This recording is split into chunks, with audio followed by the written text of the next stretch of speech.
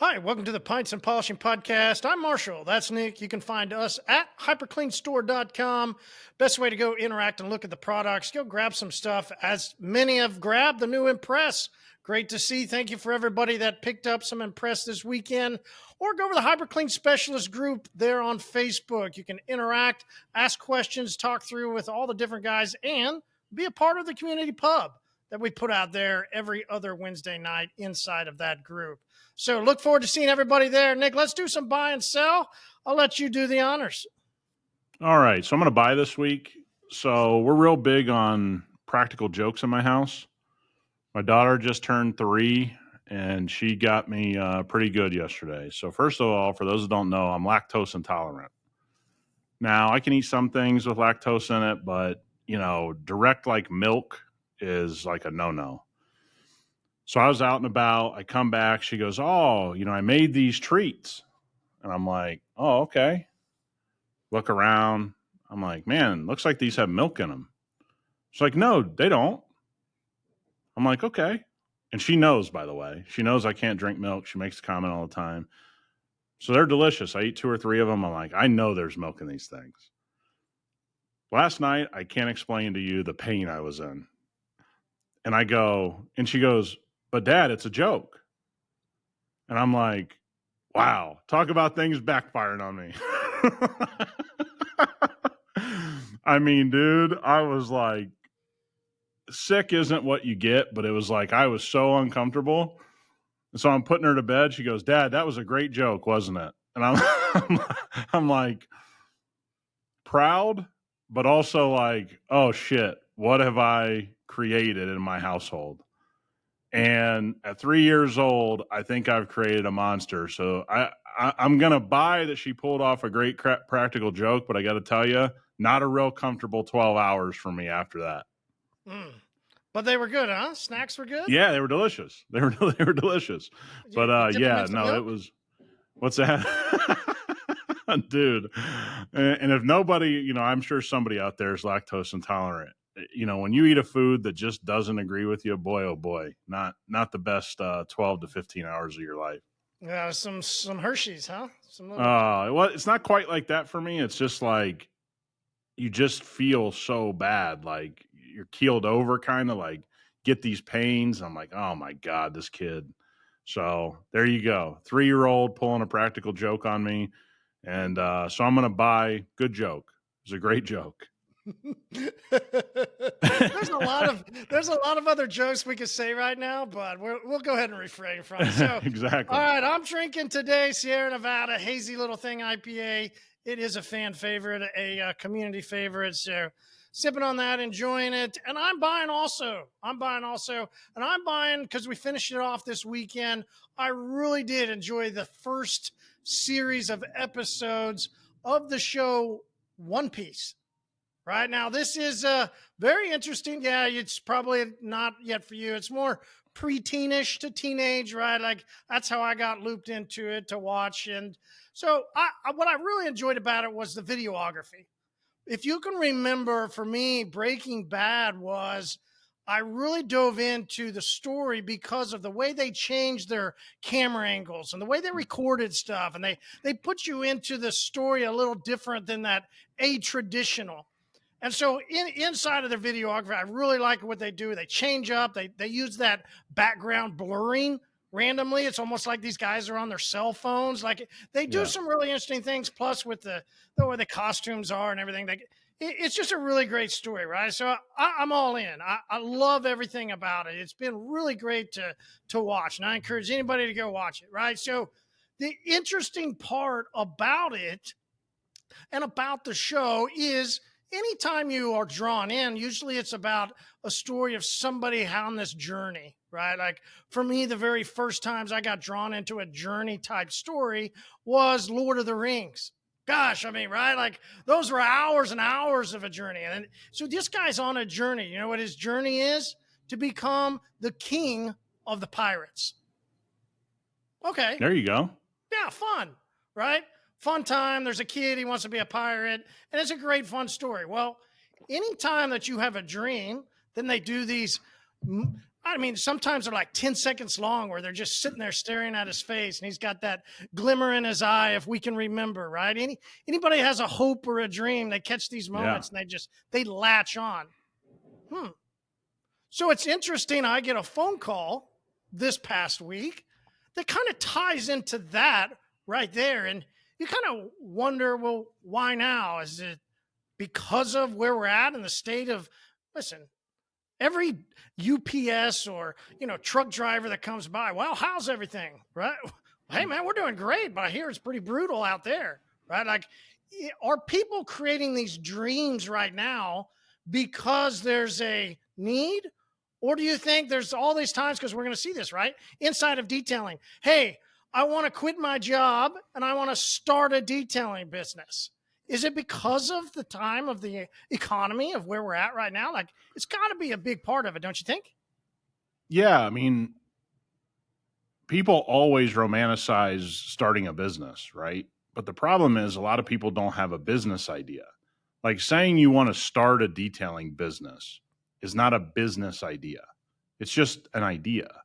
A business idea is so much more than that. What's your marketing plan? How are you going to be different from everyone else? Why should people hire you? What exactly, what market are you going to go after? Are you going to go after dealerships or high-end customers? Are you going to do heavy paint polishing and sanding? Are you going to do a little bit of mixture of everything? Are you going to do PPF and tint? There's a big misconception, and I think we see this in detailing. Yeah, there's no doubt it's economy driven, right? But it's also driven by everybody thinks the other guy's having all of this success. Okay, so let me go into the phone conversation. And so, yeah, I think it's also economy too, right? Like, seems to be now people want more, right? Yeah, As we can for go sure. from the grocery store and go like, yeah, I need some more, right? Like, Yeah. but so I get this phone call. It's a guy that I've known for a while. As I started my distribution, I began to work with him. I know the guy. I've seen him around quite a bit. He's dibble dabbled. And for those of you that work a job and then want to also detail, you can understand that dibble dabble, right? Like, Yep. sometimes it seems like he's into it and sometimes he's not. But you're right. He did make the comment, which is very interesting. I'm tired of everybody else making the money. I want to make it for myself. So, yeah, whether that's having a dream and seeing everybody on social media saying, oh, come make all this, or not only just the people that sell the dream, but the people that sell what they're making. You're Yep. basically, I think you were saying, right? So basically a cancer in the sense of this, of where we're at, is wondering what other people are making and questioning other people's money. And I want to make what they make. Yeah. And I think the reason it's such a bad philosophy is, number one, I don't know what anybody else makes. I don't wonder what they're making. I don't envy what they're making. I don't try to guess what they're making. I can't see their financials. I can't see if they're running a successful business. I have no idea what the next guy is making. And we used to have a saying. I mean, I don't know if maybe you had a family member that told you this saying is, you never count another man's money. That it's just bad optics to count someone else's money, because A, you don't know what they're making. You don't actually know anything. This was largely said if you were going to go into the workplace, right? Like, don't go into a workplace and start talking to everybody about money and what they're making. It's just not good practice. But it seems like now, going to the conversation you had and you shared it with me last week, is one of the interesting things is, why does this guy think everyone else is making all this money? The average detailer never cracks $28,000. So what other money is he talking about? So he's just throwing this out of, I'm tired of watching. Well, the truth about this guy is he's worked at some dealerships and he thinks his managers are making all of this money, right? All of these people that have been above him, but you've even said, you go, hey man, when I talk to this guy, I am a little surprised he hasn't advanced and made more money, because I've known him for 10 years and it's really surprising to me that he hasn't moved up the ranks, especially at a place like a dealership that hire and fire all the time and are always looking to promote within because they need people. So there was kind of a red flag about this style of guy, and this kind of mindset is, if you can't rise up the ranks at a detailing company or a dealership, there's a pretty good chance there's a personal problem there, right? Because what dealership doesn't promote people that stick around? I mean, largely the dealership model is if you can show up on time and do halfway decent work, you're going to be promoted to manager inside of a year. This guy's 10 years along his journey, and he hasn't been promoted by your account at all. And so why in the world would you think everyone else is making this money? And by the way, do you think you're making $30,000 a year at the dealership and your manager's making like 500 grand a year? Like, what do you think that guy is making? And it goes back to, this is the habit we've seen formed in the marketplace, not just in detailing, but overall, is all these people assuming everyone else is making all of this money. And you and I have had chances to hire people who we thought were making $10, $15, $20,000 a month at these other companies. And they're like, no, I was making like $2,000. You're like, what? So it teaches you, don't judge a book by its cover, and you don't know what the next man is making. And it's kind of a silly reason to start a business on that premise, if you ask me.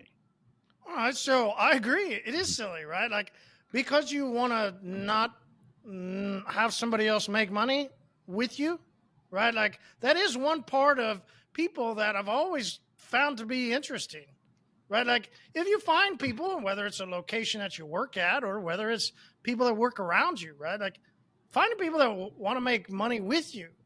We call it today, we call it like-minded, right? Like, I get it. There's plenty of service managers or detail shop managers for that. Like, there's plenty of people that are assholes, but there's also plenty of people that are pretty good. And finding a good manager is not that bad to do. You can do it. The interesting part too is also where he perceives, and we kind of said it, but how many people online show and tell that they're killing it, but just aren't. Like, what does the average detailer, I know we just said it, let's call it under 30K, but what does the average detailer promote online, right? What do good detailers promote, right? Even if you've got some elite style, they're even showing more. Like, they should be in the $1 million range based off of everything that they do. Like, this becomes a quandary. And so because he has this dream, because he has felt that he's been overshadowed in a sense, and because he feels that there's millions of dollars to be made by going on putting on a coating on every car that he's going to touch, right? 10 hours of correction and all this coating, he's got it made. So he asked the question, well, what advice do you have? He has you on the phone, and correct me if I'm wrong, you didn't get a bunch of worthwhile questions, did you? No. So he's got access to a guy with 20 years in the business. Doesn't mean you and I know everything. We certainly don't. But he doesn't have any good questions. He doesn't really have a business idea. He just has an idea of starting a business, very different things.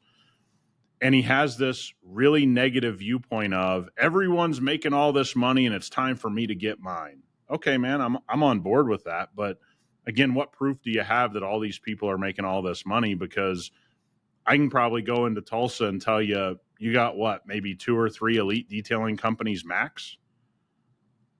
So we don't really even know who he's talking about. You're in that market. You've been there 20 years. You can't point to him. Evidently he can. And he's got you on the phone, and the best he can come up with is, got any tips? Well, the tip right now, based on the information, is don't go into business. Because you haven't given me an idea. You've just given me all these negative reasons of why you're starting your business. And when you look at it that way, why would you want to start your business on such a negative mindset? All right, unpack that a little bit more, because you mentioned it a second ago, but unpack it a little bit. Why should somebody start the business? Yeah, you look, if Apple was starting their business and they go, we're going to start Apple computers, and they had no computer idea, they had no unique programming, they had nothing unique to them, everybody listening would be like, why the hell would you start Apple computers? You don't have any idea. Yeah, you have an idea, but you don't have a business idea, right? And there's a very big difference in that. Is like, number one, what a lot of people think, and you can go on to any Facebook group, you don't have to take my word for it, everybody's the best detailer in their area. right? Everybody's the hero of their own story is the greatest line that I ever hear about this stuff. It's like, oh, I'm going to get business because I'm such a great detailer. That's like 10% of it, dude. You think the best detailers in the world are the ones out there crushing it? Because I got news for you. If you saw some of the work coming out of the biggest shops in Salt Lake City or in Los Angeles or San Diego or whatever, many of you would be like, well, I can do better work than that. Yeah, you probably can. I'm not going to say you can't. I don't know. But I can tell you this, you can't acquire customers like they can. You don't have a sales process like they have. You don't have a marketing plan. You don't have marketing dollars. You don't have anything. So essentially, you don't have a business idea. You just have an idea to start a business. And it's two very, very different things. And the farther, Marty, here's a great thing we can share with people. How many times do we get a text message a month where people go, oh, did you hear so-and-so started a podcast? It's like, well, let me give you an example. Most podcasts that get started don't go past 5 episodes. That's the statistics. We're on episode 770 or something like that. Am I worried they're starting one? No, good for them. I don't shame them or say they shouldn't, but I also don't take them as competition because I think we provide enough value. I think we have enough experience. I think we've tried to hone our craft. I think we've put the effort in. But there's this cancerous mindset of, because that guy did it, I can do it. So what you're diminishing is his hard work, if you think he's had success, his intelligence, his skill set, and you're saying none of that matters. I'm going to go out there and just be a great detailer, and that's going to be enough. When no successful business, and I'll share this with people, the people that I know that have been in this business the longest and the people that I've actually known the longest, one of the biggest shops in the Midwest I've known for over 20 years prior to him having a shop. You know how many times I've talked to him about detailing? I haven't. Never once. And everybody would see his business and go, wow, this is a well-oiled machine. He's making millions of dollars. We've never, ever talked about detailing. We've talked about customer acquisition. We've talked about vendor relationships. We've talked about who we're working with on vendors. We've talked about business ideas. We've never talked about detailing. And I've known the guy 20 years. And many people would know him. And at the end of the day, when you look back, you go, running a business is about the business part of it. The business idea is the most important part of things. That doesn't mean you're going to get all the ideas right out of the gate. That doesn't happen. But when you go and you say, everybody's making all of this money detailing cars, and I know how to detail cars, so I'm going to start a detailing business, I'm not sure I can think of a worse reason to start a business. And that goes for any business, like I proved with Apple computers. If they didn't have a computer to sell, you guys would be like, what the hell are they doing starting a computer business? Well, you'd be exactly right. It's idiotic. But yet we see so many guys start their business this way. And I just think it's such a negative way to start the business because you're already negative about everything. You don't realize it maybe, but there's really no more negative thing than everyone else is making this money. It's my turn. Like, what? All right, so let's do what he asked for. All right, let's offer him some advice. Okay? All right, man. Any advice? Any help? First of all, I know you and I talked about this beforehand. It's very simple. The very first one is, hey, if you get the ear of somebody you want some information from, have a little bit of better question. You wouldn't go to an accountant and say, hey, I'm starting a business. Any tips? I mean, where would the accountant start? It's just strange. You go to somebody that you know has value and you don't have a list of questions. You don't have, hey, can I do this for you? Hey, it's just give me advice.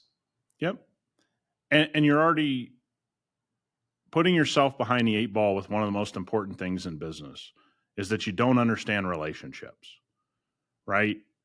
Everyone's heard this quote. Very few people take it to heart. It's who you know, not what you know. They just don't take that to heart enough because guess what that really means? Can you create relationships with valuable people as you go through your career? That could be working for somebody or that could be a business ownership. People don't realize part of the reason I think hyperCLEAN has had success is because of the relationships we have behind the scenes. Because it's not all just Marty and Nick are so smart and look at how great we're doing. It's not that. It's the relationships with detailers. It's the relationships with prosumers. It's the relationships with vendors that you and I have harvested over 20 plus years each. We can lean on them and say, hey, can you give us some information about this product and how you guys are seeing it in the market and what you guys are, that is invaluable. So here's a guy on the phone with you, and we have this happen quite a bit, both to you and I very frequently, is that people don't bring anything to the relationship and they just assume I'm going to ask this generic question and I'm going to get the whole answer to the test. I'm going to get every answer to the test right now by asking this generic question. Well, people don't know where to start. We don't know what your problem is. We don't know what you need to solve. We don't know what your skill set is. We don't know what your money situation is. All of those different types of things. So the place to start is to really genuinely come up with a business idea and not just start a business. Like I said, what's your marketing plan? Who are you going to go after? What services are you going to provide? Etc. All right, so let's dive into that part a little bit because number two, wow, excuse me, enjoying too much of this hazy little thing IPA. So, going into it, let's go back to a movie that I know I love. I fell in love with. It was definitely in my top 10. And it was a movie that kind of sold this part of having a dream. And if you have this dream and you want to do something, here's the line. If you build it, they will come. Yep. Right? That field of dreams has that cancer in a sense of if you just have this idea, okay, I have an idea that I want to be a detailer. Okay, all good. We're with you. I wanted to be a detailer, but then I defined mine as I wanted to be a mobile detailer that went to people's homes or office, or I met them at where they were shopping, right? Like I had a specific way that I did the business. In the car wash, we were specific in being a flex serve car wash. Here at hyperCLEAN, right, we define ourselves as crafted car care, as overbuilt products. Sure, there's thousands, if not millions probably, of all different types of car wash soaps. We craft ours and define ours to be different. Here goes into the second. If you do want a tip, right? Like if you do want some advice, you said it earlier, I think twice now already, but third time's another charm. Have a reason, have purpose, right? Don't just be a detailer. Yeah. And, again, there's a lot of guys that skip the whole planning process. They don't have any idea who they're targeting, right? We see this a lot in Facebook groups where somebody's presented with a job that's pretty basic and they go, what should I charge?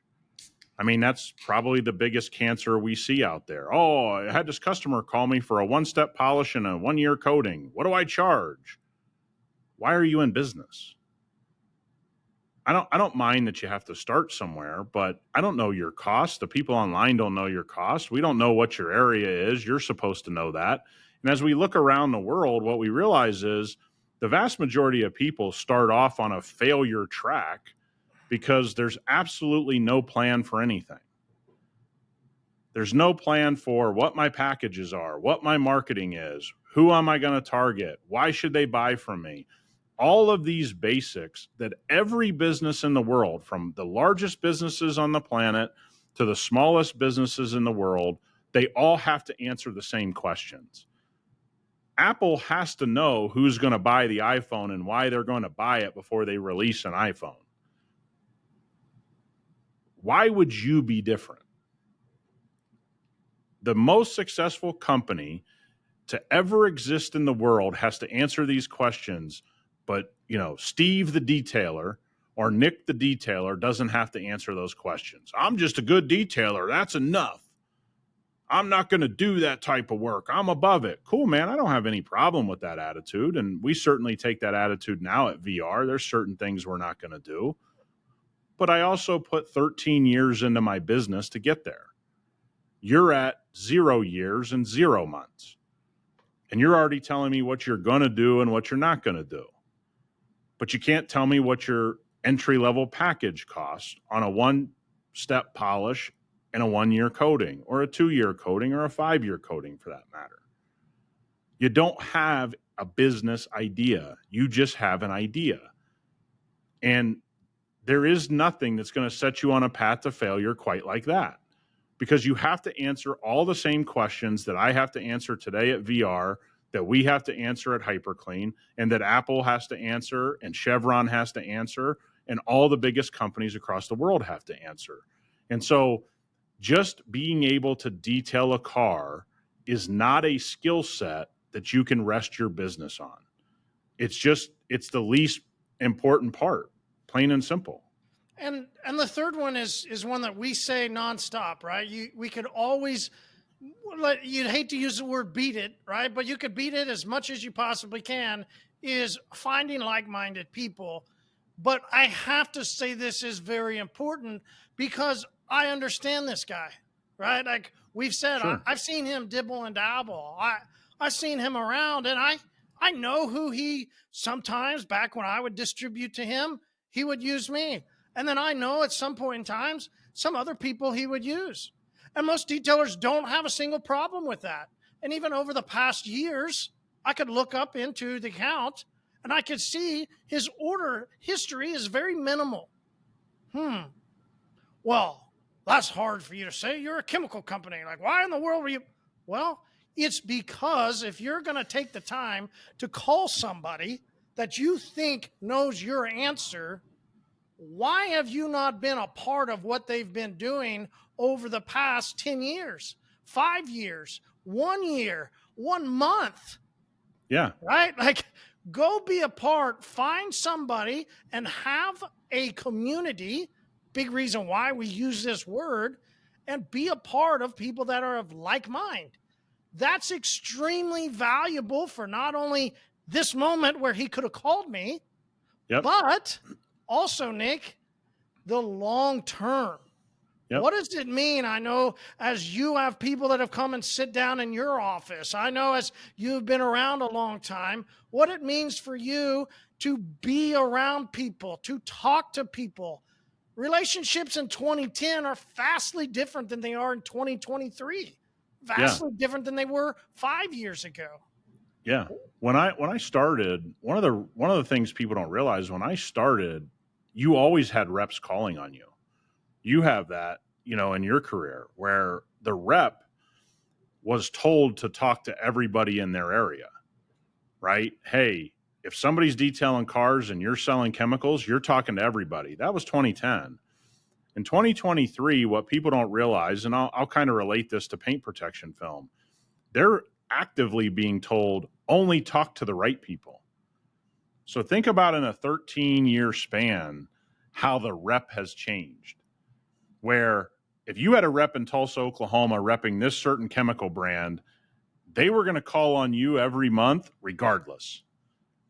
Even if you MF'd them, even when you were a rep and you were starting out, you talked to everybody.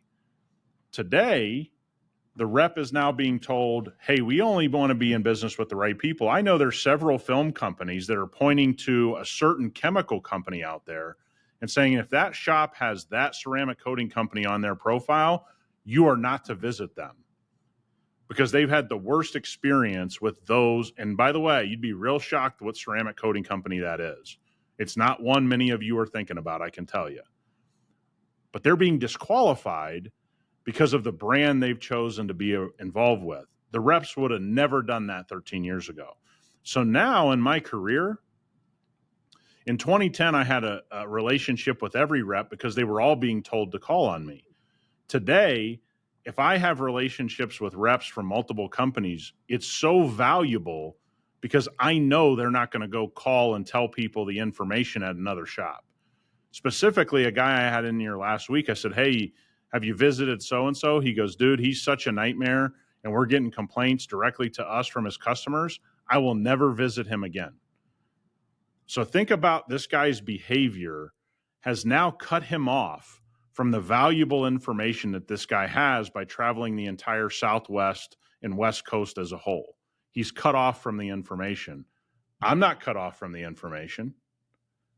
So there is a leg up in just a simple knowing how to conduct yourself. I'm getting a leg up on another business because this guy's coming and sitting down for an hour. And by the way, didn't schedule an appointment, knocked on my door randomly, sat down and just started spewing all of this stuff that's going on the West Coast, how people are cutting costs in the PPF world. Here's what's happening. This group of people has shown up. This has happened. That's happened.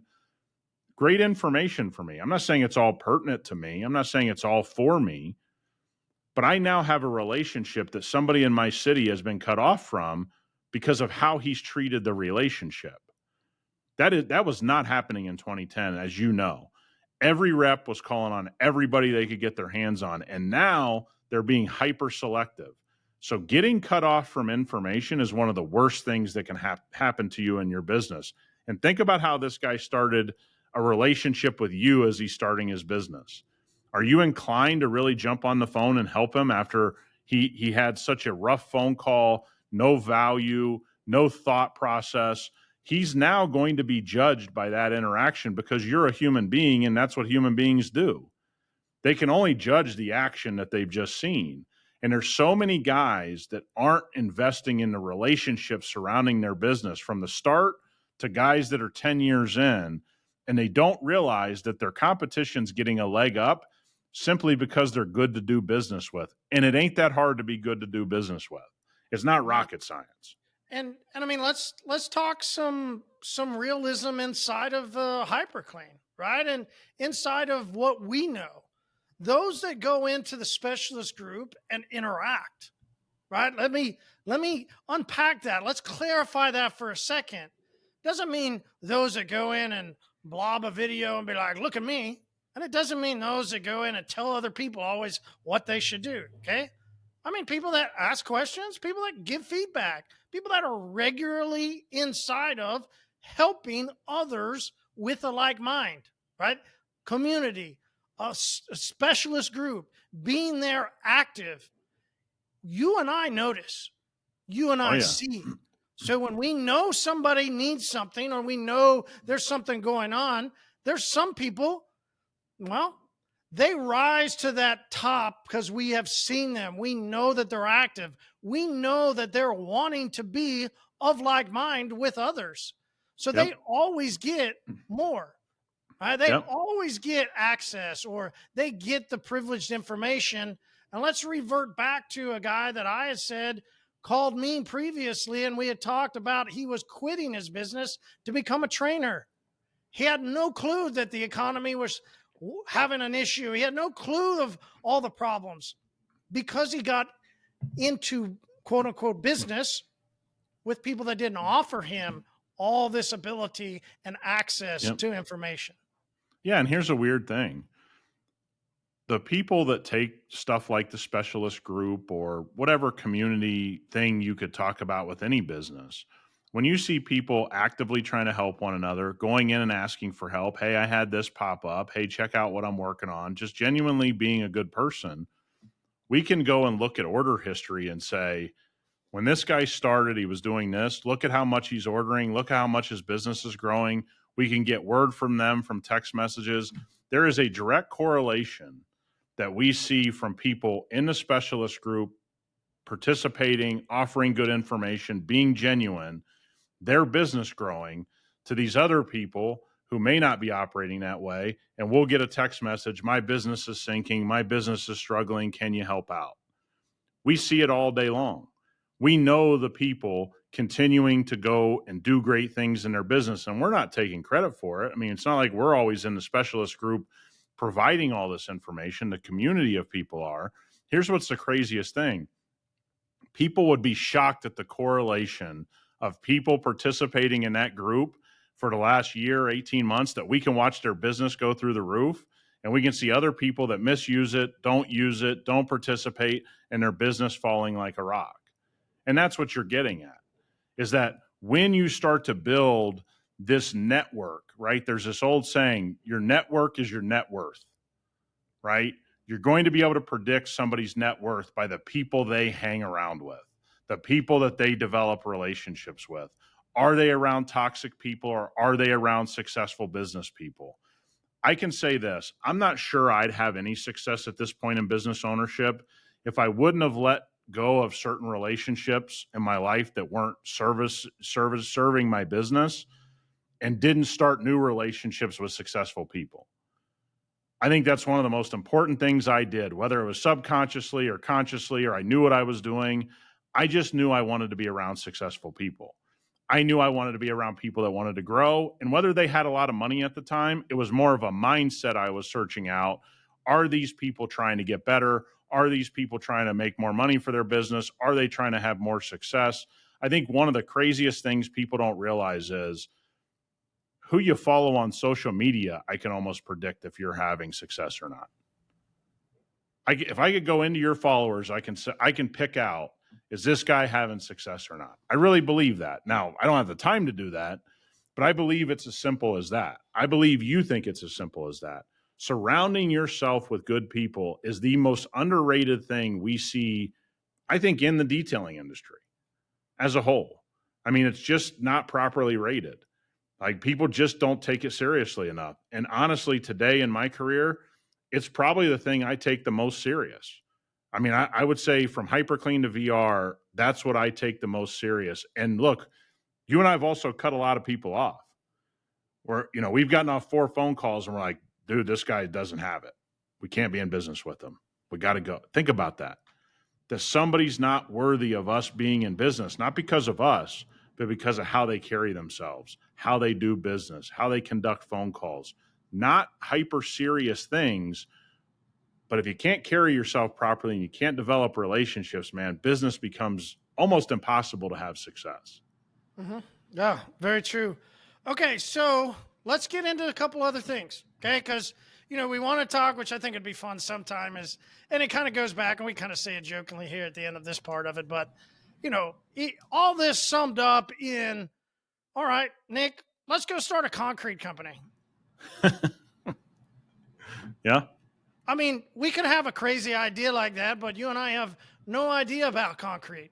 And we haven't taken the time to dissect what all it would be. We just see a lot of people pouring concrete, and by golly, well, I'm going to create a company. I'm tired of them making all the money. It's time for us to get ours. It's like, what? I mean, we don't know how to pour it. We don't know how to form it. We don't know where to buy it. We don't have anything, right? I mean, and I know all of you know how silly this sounds, but yet it happens every day in business, not just a detailing business. It happens in every business. Oh, I'm going to start a roofing company because insurance companies pay all this money. That guy's been doing it 30 years. You're just going to piss on his knowledge as if he didn't build something? Like, he doesn't have processes and procedures and people, and he's built a team. Like, this all sounds silly when you say it out loud, yet it happens every day in business. And I can't caution people enough. All of you can have success in detailing.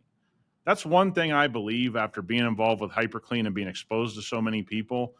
I believe we could take on another 10,000 detailers and they could all have success. But I also know the stats that 8 out of 10 of them are going to fail. And they're going to fail mainly because of themselves, not because of the market. And that's the thing so many of us don't admit. We didn't start the business properly. We didn't think through it. We don't have a plan. We don't have marketing. We don't know who we're selling to. We don't have the right packages.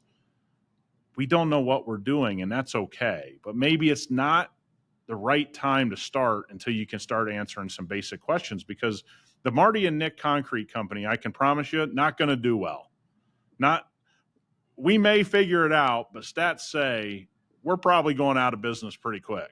Listen, you're the guy in the boots with that big long thing that's scraping the truck. Like, I'm not that guy. That's all you. You're going to be in the truck just pouring. I'm in the truck, or I'm pulling the lever, or I'm rinsing it down afterwards. So you know what, dude? I'll do the estimating. How about you just lay the concrete? Yeah, I hear you, dude. I mean, it's just not going to succeed. But people need to realize how silly it sounds, but that is a lot of what business startups do, especially in things like detailing. All right, so speaking of privileged information, this is an interesting thing as we get into these moments of the economy. There's people that, as we said, they want to get into business, or, I want to jump into it. Other people want to, which is rightfully so, begin to expand their business, right? Like maybe they feel like this part of my business hasn't been doing so great. I'd like to jump over into this. I've heard people in PPF make a killing. PPF's got so much. I need to buy a plotter. I need to go do this. I need to go. Is the PPF market just exploding and incredibly getting more profitable? Or has it become some part of disruption that maybe we start to see in PPF across the country? Yeah, so definitely got told this by a rep. I'm not going to take credit for it. This is his information. And he literally said the price for PPF in California, which has kind of been a beacon for a long time, they've been able to keep some price integrity in major cities with PPF to an extent, that it's falling like a rock. That essentially things that used to go for $2,200 within just a few months have fallen to $1,500 for a full front end. That's pretty tough margin to try to make it. We see, the Arizona market's falling. I have had 4 PPF shops pop up within a half a mile of my shop just within the last 6 to 8 months. That's not going to go well, which the rep kind of said to me, he goes, dude, these guys are going to be in trouble pretty quickly. They're not charging enough. PPF has definitely been disrupted on the price side of things. And I don't know your particular state, if you're listening to this, or what part of the world you're in, but when the state of California starts to see things, what a lot of people in the car world don't understand is what happens in California drifts east throughout the rest of the country. That's kind of how the car world ends up working. All the regulations in California make, people building cars do different things. And now it starts to affect the rest of the United States. His opinion to me was, I don't think there's going to be any price integrity here for a little bit. We got to get to the bottom. We got to get some of these shops need to go out of business, and we need to have tougher economic times. But he painted a pretty grim picture of the state of California, especially in the Los Angeles area, is going through some real shakeup. And usually once that starts happening, it starts to spread. Okay, well, another thing that starts to spread in moments like this, and when I say moments like this, is, well, we're in a period. We're in a period during Corona. We were in a period after Corona, and we're in a period of a slide, right? Like I say, we as in the economy. We used to say that word back in the back in the day, as it was like, is it going to happen? Well, there's no doubt, as we've already seen people wanting to switch jobs. I want to go start this. We've seen disruptions happening. Another thing that always happens inside of these times is strikes. We just had the UPS strike. Now we get the auto workers union. All right, here we go. This should be really fun for us. Right. But is this something that is sort of the foretell of what happens next? I just got to ask that question starting off, because those of us that are old enough will remember strikes that happened around the last recession and crash that we had of the 8, 9, and 10. All the things that happened. I remember those bailouts, remember all that crazy stuff. Like, whoo, do we think that these, now we have a full-on strike? Yep. What does it tell us? Well, first of all, this affects Ford, GM, and Stellantis, who owns Dodge, Chrysler, and that kind of stuff. They pulled a really, really smart move, the UAW is. They basically started shutting down and striking people in phases. So they only struck like 3 plants, and Ford, GM, and Stellantis had no idea it was just going to be those 3 plants. But last week, some big news came out that is going to affect all of us. They shut down and struck at all the big distribution part hubs late last week. So let me give you an example. We got a customer with a transmission replacement on a car he owns. Last week, we received the transmission at the dealership. It was all out of whack, so they were going to have to reorder. When they went to measure it, it wasn't manufactured properly. Well, guess what? The day they went to reorder, that parts distribution center went on strike. So now his transmission, it ain't coming. There's not anybody to box it up. There's not anybody to get it on a truck. There's not any of these things. So who's this going to affect? All the mechanics around the country, all the aftermarket that replace parts in people's cars of the big 3. Look, their union is running basically an assault program on all of these key things that they know are going to put pressure on the leadership of those companies. Very smart on their part. I think I look at this a different way. First of all, a lot of these companies have already been doing business on the Mexican border for, a decade or more. They've already been developing that workforce. Here's what I see as somebody that owns a company. You may hold them hostage this time and you may get what you want, but if you're the CEO of Ford, what do you think you're doing after you go ahead and negotiate, give them all this money? You're going to go, what can we move to Mexico? That's what you're going to do. So I think something I've seen from the UAW, and look, I had a lot of friends after high school that went into the UAW at a plant called Delphi, which was like a GM parts distribution, parts maker for a lot of years. It may still be around in certain areas, but it's a casino now, by the way, that area. But here's what I think is the UAW has been very good in my lifetime at winning the battles and losing the war. And I think what you're seeing is maybe they get everything they want. I hope they do. I don't begrudge anybody trying to get more money. I'm not on a side here. I don't care. I'm not in the UAW, and I'm not an owner of one of the big three, as you can tell by me being on this podcast with Marty right now, because I'd probably be somewhere different. But I think what people don't see is you now have an alternative to these things being shipped, not overseas, but to the border of Mexico, where it's very easy to do business. And I have family members that run factories in Mexico and have for a long time, and they go, highly skilled workforce. They're used to factory workers. And oh, by the way, all your executives can live in the US and drive across the border. So this isn't shipping to China. This isn't, having to deal with boats and cargo ships and all. It just comes on a train or comes by truck right over that border, and they have an alternative. So I think the UAW is probably going to lose pretty big long term. They may win all the concessions, but Marty, I think it's writing on the wall. As we've seen a lot of these plants, ones that I knew around my hometown, go away, I'm guessing some of these CEOs are going to take this pretty personally and say, okay, how about we just get rid of 10,000 of you on a Wednesday when I tell you that we've set up a plant down in Mexico that you didn't know about? And I think that's the unfortunate part here, is that I am not rooting for that or anybody either side. I don't know that stuff personally.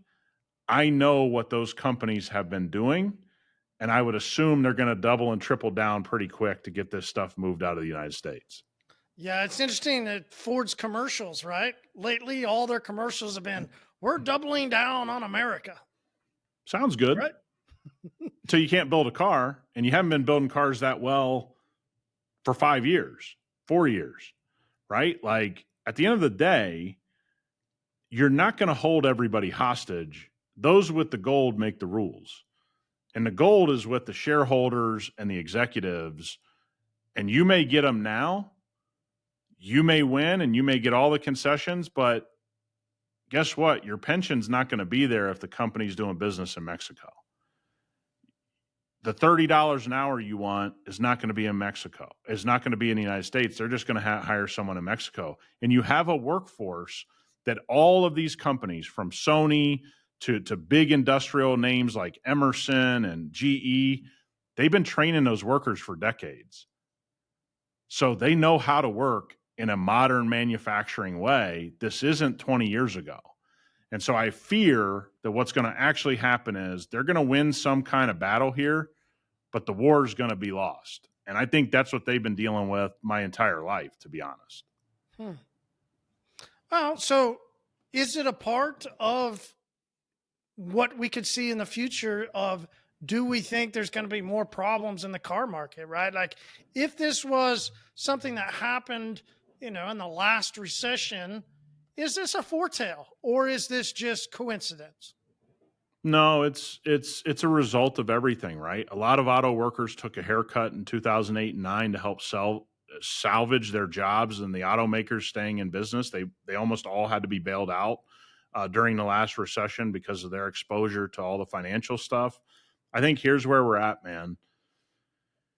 These people, these companies, I should say, have become so backed up and so inefficient at building cars in such a short period of time. Literally since the start of COVID, it's become a disaster. This strike is going to create a second wave of that disaster. And I'll go back to something I said on one of my Saturday episodes. I was told by a guy that owns 30 to 40 dealerships across the East Coast, and he said this will not fix itself until 2030. He told me that long before the strikes. He told me that while we were still maybe, only 6-8 months removed from COVID. He couldn't see a way that anybody was going to get out of this supply problem, all this stuff. He's got 30 years of being owner of a dealership, and he's got high level connections with Toyota and other manufacturers. He doesn't see how this stuff normalizes until 2030. That's pretty grim, but damn, dude, in a few months, we're going to be at 2024. It's not that long. I mean, 6 years isn't that long. So I'm a detailer, right? How do I take this news? I immediately think that we should go into preservation mode. Yeah, sure, absolutely. Preservation for your business. Of course, we've already said this before. You should watch your budget. You should be cautious of what you're spending. You should be saving money. Absolutely. These are core basics 101, right? What does it mean, though, preservation-wise? I think that this is a key that we should really start pushing. Hey, and this is the education where we tell people, hey, be the person in your area, right? If you can push enough information, enough education of what's going on, then people will begin to know, like, and trust you more, and they will buy what you have to sell them for preservation. And this would be the time to preserve their vehicle, right? I take this and I go, awesome. Great. We get the information that there's a problem in the market. Then that means that I should think that my customers, I should educate them, make sure they have the information, not a, hey, I'm telling you this mindset, but hey, did you see this? Or, send a link to some people, or when you're picking up your keys next time, or, right, some way of talking to them about what's going on in the market. And then the reason that they should keep their vehicle, keep it maintained by you, and keep it preserved with, well, for instance, a hyperCLEAN ceramic coating, right? Keeping it protected means you will preserve it right now, because now it's going to be a little bit more skittish. Yeah. And look, we got word from somebody with a lot of money that has basically passed it down to us through my relationship with this gentleman. And he's like, look, man, we're cashing out. We're selling assets. This guy's, flies private, has a lot of money. He thinks something's coming. And so he's selling assets. He's getting into cash. He's preparing for that opportunity to go buy some things. First time I really heard that from a guy on his level, right? Everybody that's really wealthy protects themselves at all times. They understand what's going on. They have a high level of knowledge of that. This guy surprised me, kind of a gambler type, kind of one of those guys that's kind of made his money taking big risks. Now that he's got it, he kind of looked at me and he goes, yeah, man, it's time for me to get in all cash. I think we're going to have some opportunity here. And so he's going through massive asset sale, not out of necessity, but out of planning that something could be coming. Now, whether something happens or not, Marty and I and nobody in the world knows. That person would become a trillionaire overnight if they knew what to bet against. But they know something doesn't feel right to them. And I know a lot of you listening feel like politically something doesn't add up to you, or business-wise something doesn't add up to you. And sometimes it's great to react on that gut feeling. And I like your approach to this, Marty. Go out there, sell some one-steps and restoration type jobs. Hey, let's get your car looking great again and make you feel good about it. And that way, you don't feel compelled to go get a crazy car payment you don't want to get, because people will talk to you like that, right? They'll say, hey, I went to look for a new car and man, these prices are crazy. Great, Marty. I completely understand. You know what we can do? We can do a nice one step in a 2-year coating, or a nice one step in a 3-year coating. And we can make your car look better than the day you bought it, make it, feel better about it, and not put you in a situation where you feel like you have to buy another car, because it is crazy out there.